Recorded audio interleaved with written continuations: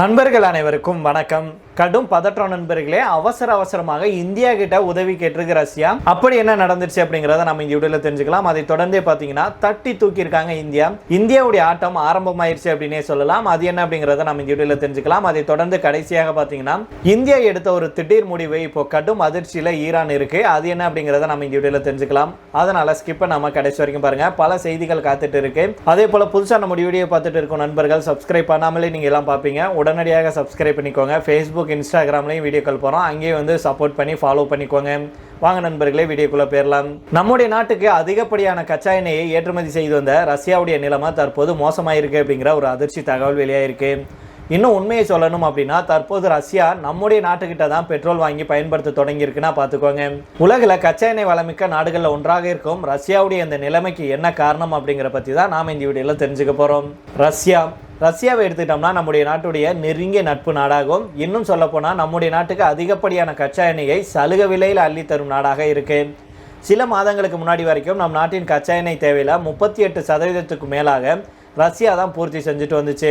Trump அவர்கள் அமெரிக்க அதிபராகினதுக்கு அப்புறம் தான் ரஷ்யா கிட்ட இருந்து கச்சா எண்ணெய் வாங்குறத நம்ம குறைச்சோம். இருந்தாலும் கூட ஈரான் அமெரிக்க மோதல் காரணமாக மூடப்பட்ட ஹார்முஸ் ஜலசந்தியால மீண்டும் ரஷ்யாவிடமிருந்து நம் நாடு கச்சா எண்ணெய் வாங்க தொடங்கினாங்க. கடந்த மே மாதத்தில் மட்டும் நம்முடைய நாடு மொத்த பயன்பாட்டில் 36% கச்சா எண்ணெயை ரஷ்யா கிட்ட இருந்து தான் இறக்குமதி செஞ்சாங்க. இதனுடைய அளவு ஜூன் மாதத்தில் கூடியிருக்கலாம் அப்படின்னு சொல்லப்படுது. இப்படி நம் நாட்டுக்கு பெட்ரோல் டீசல் தேவைக்கான கச்சா எண்ணெயை தந்து உதவிய ரஷ்யாவுடைய நிலைமை தற்போது மோசமாயிருக்கு. ஏன் அப்படின்னா ரஷ்யாவிலேயே தற்போது பெட்ரோல் தட்டுப்பாடு கடுமையாகி இருக்கு. இதனால நம் நாட்டிடமிருந்து பெட்ரோல் வாங்கி ரஷ்யா பயன்படுத்த தொடங்கியிருக்காங்க. உலகில் கச்சா எண்ணெய் வளமிக்க நாடுகளில் ஒன்றான ரஷ்யாவுக்கு இந்த நிலைமை எப்படி வந்தது அப்படிங்கிறத தெரிஞ்சுக்கலாம். இதுக்கு மிக முக்கிய காரணம் எதுன்னு பார்த்தீங்கன்னா ரஷ்யா உக்ரைன் போரை தான் சொல்கிறாங்க. யுக்ரைனுக்கும் ரஷ்யாவுக்கும் இடையே கடந்த 4 வருஷமாக போர் நடந்துட்டு வருது. இன்னுமே போர் முடியலை. 2 நாடுகளும் மாறி மாறி தாக்கிட்டும் வர்றாங்க. இப்பேற்பட்ட சூழ்நிலையில தான் சமீப காலமாக யுக்ரைன் ட்ரோன் மூலமாக ரஷ்யாவுடைய எரிசக்தி துறை சார்ந்த உள்கட்டமைப்புகளை குறிவச்சு தாக்குதல் நடத்தியிருக்கு. குறிப்பாக கச்சா எண்ணெய் சுத்திகரிப்பு மையங்கள் தாக்குதலுக்கு உள்ளாகியிருக்கு. இதனால் தற்போது ரஷ்யாவில் கடுமையான பெட்ரோல் உற்பத்தி பாதிக்கப்பட்டிருக்கு. ரஷ்யாவுடைய பல பிராந்தியங்களில் பெட்ரோல் கிடைக்காமல் மக்கள் நீண்ட வரிசையில் காத்திருக்க வேண்டிய சூழலும் ஏற்பட்டிருக்கு அப்படின்னு சொல்லியிருக்காங்க. மேலும் பல இடங்களில் பெட்ரோல் விலை கிடுகிடுவென அதிகரிச்சிருக்கு அப்படிங்கிறாங்க. இதனால தான் பெட்ரோல் தேவையை பூர்த்தி செய்யறதுக்காக ரஷ்யா நம்ம நாட்டுக்கிட்ட இருந்து பெட்ரோலை வாங்க தொடங்கியிருக்காங்க. அதன்படி பார்த்தோம்னா முதல் கட்டமாக சுமார் 60,000 பெட்ரோல் டன் முதல் 60,000 மெட்ரிக் டன் வரையிலான பெட்ரோல் நம் நாட்டிடமிருந்து சரக்கு கப்பல்லாம் ரஷ்யாவுக்கு அனுப்பி வைக்கப்பட்டிருக்கு. இந்தியா மட்டும் இல்லாமல் பிற நாடுகள்கிட்டேருந்தும் பெட்ரோல் தரும்படி ரஷ்யா பேச்சுவார்த்தை நடத்திட்டு வர்றாங்க. ஏன் அப்படின்னா கோடை காலத்தில் ரஷ்யாவை எடுத்துக்கிட்டோம்னா ஒரு நாளைக்கு 1,10,000 மெட்ரிக் டன் பெட்ரோல் பயன்பாடு இருக்குது. இதனால் பிற நாடுகளுடைய உதவியையும் ரஷ்யா கேட்டிருக்காங்க. அந்த வகையில் தான் நட்பு நாடான பெலாரஸ் ரஷ்யாவுக்கு உதவ முன் வந்திருக்காங்க. ஜூன் முதல் பாதியில் மட்டும் பெலாரஸ் 70,000 மெட்ரிக் டன் அளவிலான பெட்ரோலை ரஷ்யாவுக்கு வழங்கியிருக்காங்க. இந்த நிலையில தான் ரஷ்யாவுடைய நிலைமை ரொம்ப மோசமாயிருக்கு அப்படிங்கிறதுக்காக உடனடியாக அவசரமாக பதற்றம் எதுவும் வந்துடக்கூடாது அப்படிங்கிறதுக்காக இந்தியா கிட்ட உதவி கேட்டு ரஷ்யா வந்திருக்காங்க. உடனடியாக இந்தியாவும் உதவி செஞ்சுருக்காங்க. இதன் மூலமாக மீண்டும் இந்திய ரஷ்ய உறவு எந்த அளவுக்கு நட்பு இருக்குது அப்படிங்கிறத நிரூபிச்சிருக்காங்க. நமக்கு ஆபத்து காலத்தில் நாம் கச்சா எண்ணெய் கிடைக்காம தவிச்சிட்டு இருந்தபோது நமக்கும் மிகப்பெரிய அளவில் தள்ளுபடி விலையில் சலுகை விலையில் கொடுத்தது ரஷ்யா. அந்த ஒரு நாட்டுக்கு கஷ்டம் ஏற்படும் போது நாம் கண்டிப்பாக உதவணும். அதுதான் மனிதாபிமானம், அதுதான் நட்பு. அதைத்தான் நம்முடைய இந்தியாவும் செஞ்சுருக்காங்க. உண்மையிலே இது வரவேற்கத்தக்க விஷயம் அப்படிங்கிறதா நம்முடைய கருத்தாக இருக்குது. நீங்கள் என்ன நினைக்கிறீங்க அப்படிங்கிறத கீழே உள்ள கமெண்ட் பாக்ஸில் சொல்லுங்கள். இதை தொடர்ந்து அடுத்த செய்தியாக பார்த்தோம் அப்படின்னா ஜப்பானுடைய பிரதமர் ஷனாயோ டகாச்சியுடன் பிரதமர் நரேந்திர மோடி இன்னைக்கு பேச்சுவார்த்தையை நடத்தினாங்க. அப்போது 2 நாடுகளுக்கும் இடையே செமிகண்டக்டர், ஏஐ தொழில்நுட்பம் உள்ளிட்ட முக்கிய துறைகளில் 100க்கும் மேற்பட்ட ஒப்பந்தங்கள் கையெழுத்தாயிருக்கு. 16வது இந்தியா ஜப்பான் வருடாந்திர உச்சி மாநாட்டில் பங்கேற்க அரசுமுறை பயணமாக டெல்லி வந்துள்ள ஜப்பான் பிரதமர் ஷனாயோ டகாச்சிக்கும் நம்முடைய பிரதமர் நரேந்திர மோடி அவர்களுக்கும் இடையிலான உயர்மட்ட இருதரப்பு பேச்சுவார்த்தை இன்னைக்கு ஹைதராபாத் இல்லத்தில் வெற்றிகரமாக நடைபெற்று முடிஞ்சிருக்கு. பிரதமராக பொறுப்பேற்றதுக்கு அப்புறம் டகாச்சி அவர்கள் இந்தியாவுக்கு மேற்கொள்ளும் முதலாவது அதிகாரப்பூர்வ பயணம் இதுவாகும். டெல்லி வந்தடைந்த ஜப்பான் பிரதமரை நம்முடைய மத்திய அரசு முறைப்படி வரவேற்றாங்க. அதைத் தொடர்ந்து குடியரசுத் தலைவர் மாளிகையில் அவருக்கு பாரம்பரிய இராணுவ அணிவகுப்புடன் கூடிய சிவப்பு கம்பள வரவேற்பும் அளிக்கப்பட்டிருக்கு. அப்போது பிரதமர் நரேந்திர மோடி அவர்களும் ஜப்பானுடைய பிரதமரும் தங்கள் நாட்டுடைய அமைச்சர்கள் மற்றும் உயர் அதிகாரிகளை ஒருவருக்கொருவர் அறிமுகம் செய்து கொண்டாங்க. அதுக்கப்புறமா டெல்லியில் இருக்கும் ஹைதராபாத் இல்லத்தில் 2 நாட்டு தலைவர்களும் பிரதிநிதிகள் குழு மட்டத்திலான விரிவான பேச்சுவார்த்தை இன்று நடைபெற்றது. இந்த பேச்சுவார்த்தையில் முக்கியமான முடிவுகள் எடுக்கப்பட்டது. அது என்னென்னலாம் பார்த்தீங்க அப்படின்னா, பொருளாதார பாதுகாப்பு கூட்டு பிரகடனம்.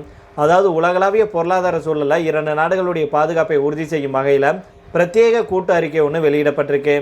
அடுத்ததாக பார்த்தீங்கன்னா, செயற்கை நுண்ணறிவு துறையில் ஒத்துழைப்பு. எதிர்கால தொழில்நுட்ப மேம்பாட்டுக்காக செயற்கை நுண்ணறிவு துறையில் 2 நாடுகளும் இணைந்து கூட்டு ஆராய்ச்சி மற்றும் தொழில்நுட்ப பகிர்வுகளை மேற்கொள்ள ஒப்பந்தம் கையெழுத்திட்டிருக்காங்க. அதுக்கு அடுத்ததாக செமிகண்டக்டர் துறையில் ஒத்துழைப்பு. அதாவது உலக அளவில் செமிகண்டக்டர் மற்றும் முக்கியமான தாதுக்களுடைய விநியோகத்தில் இருக்கும் தடைகளை உடைத்து அதன் விநியோக சங்கிலியை மிகவும் வலுப்படுத்துவது குறித்து 2 தலைவர்களும் உடன்பாட்டில் கையெழுத்திட்டிருக்காங்க. அடுத்ததாக 10 ட்ரில்லியன் யென் முதலீட்டு இலக்கு. இந்தியாவுடைய உள்கட்டமைப்பு, புல்லட் ரயில் திட்டம் மற்றும் தூய்மை ஆற்றல் ஆகிய துறைகளில் ஜப்பானுடைய முதலீடுகளை மேலும் அதிகரிக்க 2 தலைவர்களும் ஒப்புக்கொண்டாங்க. 10 ட்ரில்லியன் யென் முதலீடு அப்படிங்கிற அளவுக்கு ஜப்பான் முன் வந்திருக்கு. அதாவது இந்திய மதிப்பில் பார்த்தீங்கன்னா 5 லட்சம் கோடி ரூபாய் ஆகும். அடுத்ததாக கடல்சார் பாதுகாப்பு மற்றும் குவாட் ஒத்துழைப்பு. இந்தோ பசிபிக் பிராந்தியத்தில் சுதந்திரமான மற்றும் திறந்த கடல்வழி போக்குவரத்தை உறுதி செய்யவும், பாதுகாப்பு மற்றும் இராணுவ கூட்டு பயிற்சிகளை தீவிரப்படுத்தவும் 2 நாட்டு தலைவர்களும் தங்களுடைய ஒத்துழைப்பை உறுதி செஞ்சிருக்காங்க. அதே போல சர்வதேச சவால்கள் குறித்தும் பேச்சுவார்த்தை நடத்தப்பட்டிருக்கு.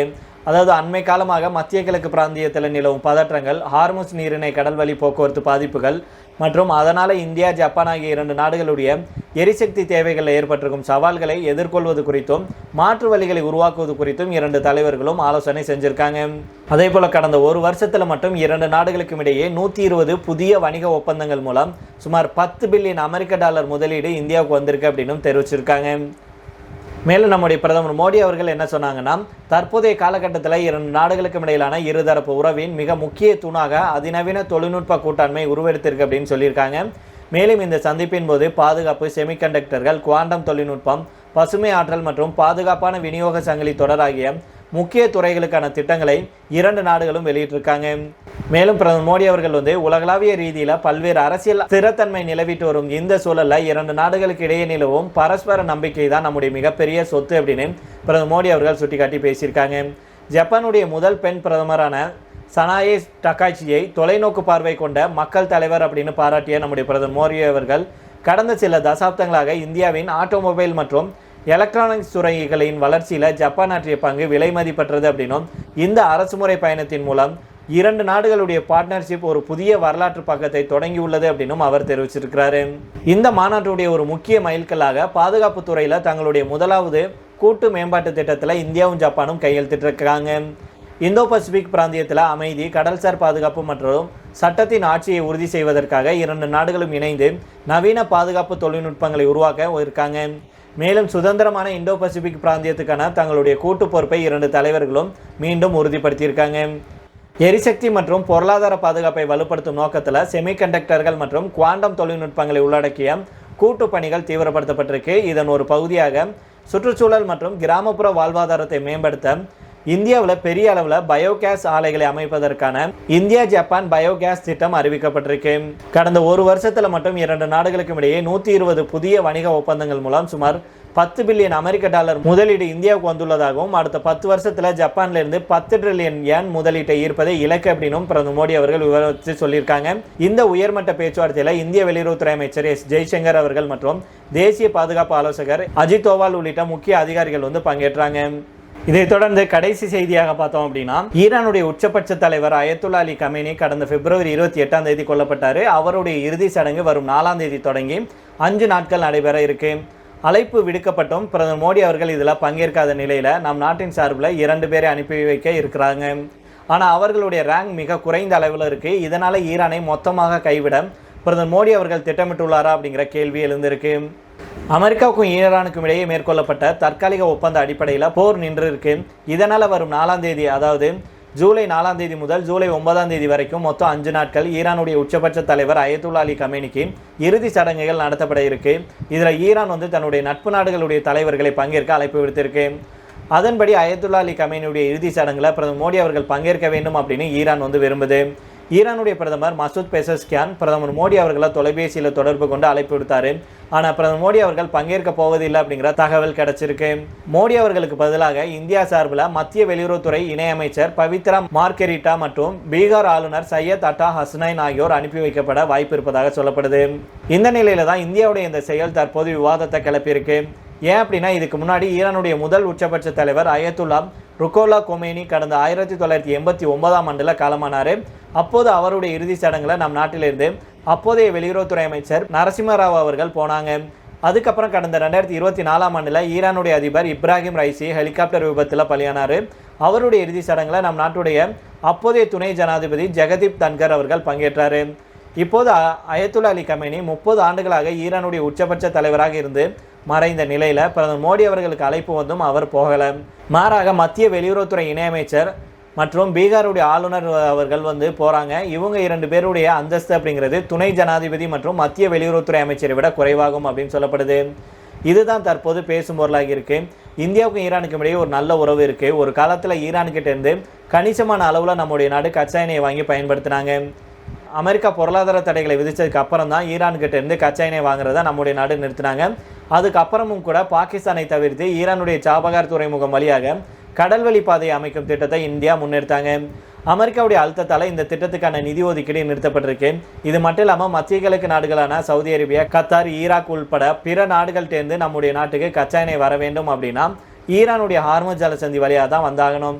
இவை எல்லாம் சிறப்பாக நடக்க வேண்டும் அப்படின்னா ஈரானுடைய ஆதரவு நமக்கு நிச்சயம் வேணும்.